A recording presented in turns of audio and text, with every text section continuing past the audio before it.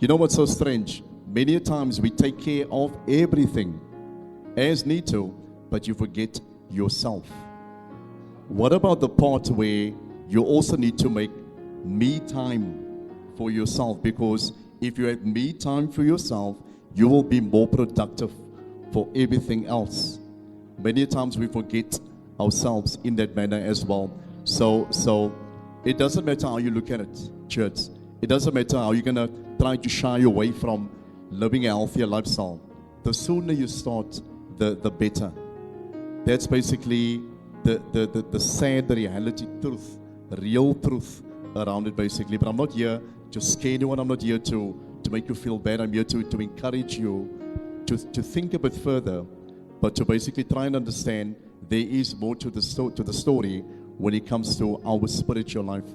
And part of it is basically, I want to be fitter, better, healthier, to be more productive. You know, as a Christian, especially in my Christian walk with God, and especially amongst other people. Speaking about mental, there's something called mental fitness. Pastor Mark was highly speaking about the mental side of things. Many times what we think, what we go through basically, it has to do with our own doings once again, whether it's bad eating, bad lifestyle, as in either the company or, for example, just not taking care of your body. So the longer you sit and do nothing, the bigger the fat increases on your body. The weaker your core becomes, the weaker your ligaments, your tendons, your bone density inside your body gets weaker. As you get older, the body goes backwards. You become like a baby again. Now, yes, some people also say that, yeah, well, everybody dies, so why must I exercise? Look, I'd like to think basically, when it comes to being obedient, my understanding today is you need to be obedient in all ways when it comes to your walk with God. And part of it is basically, part of my obedience is I need to take care of myself. So when Pastor Mark is more productive, he will be more effective to the church. So all of us have that responsibility towards us, our families, and to other people in our lives as well. Thanks, Rima. I hope you guys are beginning to see because if we can leave all here, not just always want to be on a spiritual high.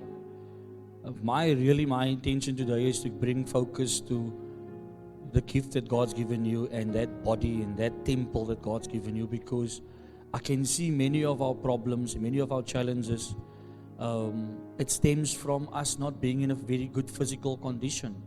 Have you ever thought about maybe your depression and anxiety and the fear you're living in has nothing to do with spiritual or becoming more spiritual? It's really, if you take care of yourself and you start to feel good and you start to think good and you start to look good, that most of the things that's getting us down currently will not get us down. And that is really my encouragement for us, that I'm prepared to even sacrifice my own Sunday to bring because if I had to do this online, how many of you would get it? Some of you not on social media, some of you don't care, some of you just, no, I don't listen to that. So sometimes when you have to bring it, I have to sacrifice certain things to get you, and most of you, now I know most of you, if you are just in a better physical condition. I look at some of the leaders and I go, where is it going to end?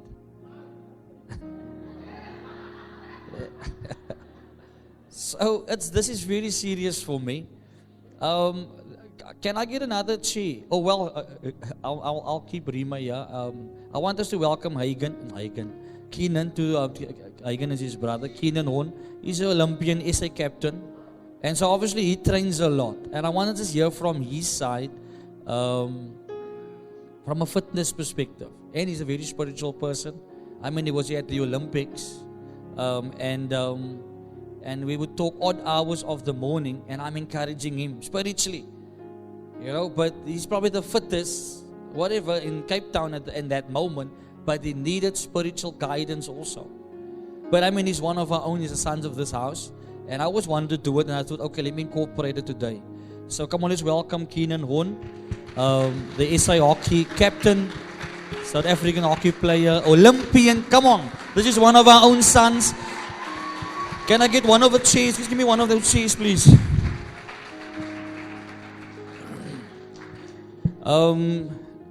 Just give him that mic quickly for now. Just Keenan, just quickly, you can take your seat, Keenan. Just quickly sit. We're not going to be long. Just sit. Just tell us your journey with fitness, spirituality, how you had to manage it. You needed a coach spiritually. You needed a pastor you needed a coach physically. You're a professional. You needed a pastor spiritually. So there's accountability involved. But just in a nutshell, tell us firstly about yourself, where you come from, how you got into hockey, and then this is the journey to the Olympics. Yeah, thanks, Pastor Mark, for having me. Good morning, everyone. So I'm from Kraaifontein. I went to Vredelust and Settlers High School, so you guys know it's obviously not traditional sporting schools. I'm the youngest of 3 brothers, but I've been doing a lot of reflection over the last couple of months, and also obviously once you reach sort of the pinnacle, what you think is the pinnacle of your sport and your career, you look back and you reflect and, where did it all start?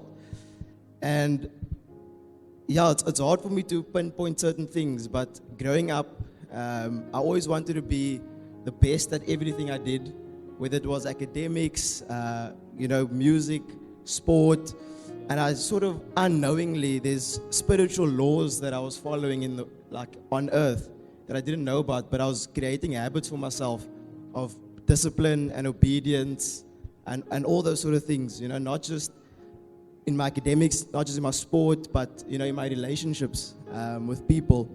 And I think the biggest thing that triggered that, I always wanted to play for the Springboks rugby one day. I used to wake up watching the Proteas cricket teams when they were touring. So I was always very passionate about sport, and I always had that mindset that if this person can do it, why can't I? If they can do it, why can't I do it? Despite my background, and things started happening for me. I went to Stellenbosch University, and that's the sort of moment that everything clicked. Where I'm not the best player maybe in the world or in the team, but I can be the hardest working one. And that was sort of the cornerstone for me. It's always hard to beat someone who doesn't give up. That was my motto. So I always made sure everything I do to the best of my ability. And that became a habit, that became a lifestyle. And funny enough, when I entered the workplace last year, because I'm doing my articles in the legal field while training, and then I had to think to myself, how am I going to work 8 till 5, go to training, come back, get home from Athlone at 10 o'clock, wake up at 5 o'clock to go to gym, do all these things. But without knowing, I created those habits before, because it became a lifestyle for me to train, to exercise, to eat well. I mean, the biggest thing that happened to me 2 years ago is I broke my foot 6 months before the Olympics was meant to happen. And automatically you're God, you've done everything, I know I'm going to be selected for this team, but now my foot is broken. What do I do now? And again, I readjusted, I changed my diet again. I started eating less of the things that are I started going more plant-based basically, and I recovered in 3 months, to be available for the Olympics. But the biggest thing for me was always now that I'm in the workplace, connecting with people who aren't training the way I'm training, it doesn't matter, because you can still create those good habits. You can still exercise, because we are holistic people. And I can see in the workplace, someone's going to promote someone who looks like a hard worker over someone who doesn't. You get that energy, you can see someone who's just tired, who's just going through the motion. And we're an extension of God in the workplace. And for a long time, I thought if I'm going to sort of be an example and walk in Christ, how influential can I be in the church? But all of us, like Pastor Mark, with respect to you, this is your platform. This is what you do. You shepherd the flock. But what we should be doing is being an extension of the church in our workplace. So how are we doing that if we don't look right, if we don't look well after ourselves? If we want to preach to people, we need to be walking that journey. And so that's been the biggest revelation for me, is that just being an extension of where I am all the time, because you need to be all things to all men. So you need to be able to connect. And that's sort of how I was realizing I was building habits, following spiritual laws, because we all want to be spiritual, but we realize we're also from this earth, and we need to follow, two sides to the coin. We have to be fit and proper. I always use the word fit and proper to do what we need to do. So you need to be fit on earth to do our spiritual duty. Yeah. No, thanks, Keenan. I think Keenan sells himself a lot short because he must have exercised a heck of a lot of discipline. Because how do you juggle being a member of this church? And he was still studying. He's an attorney, by the way. And he's got a professional sport background.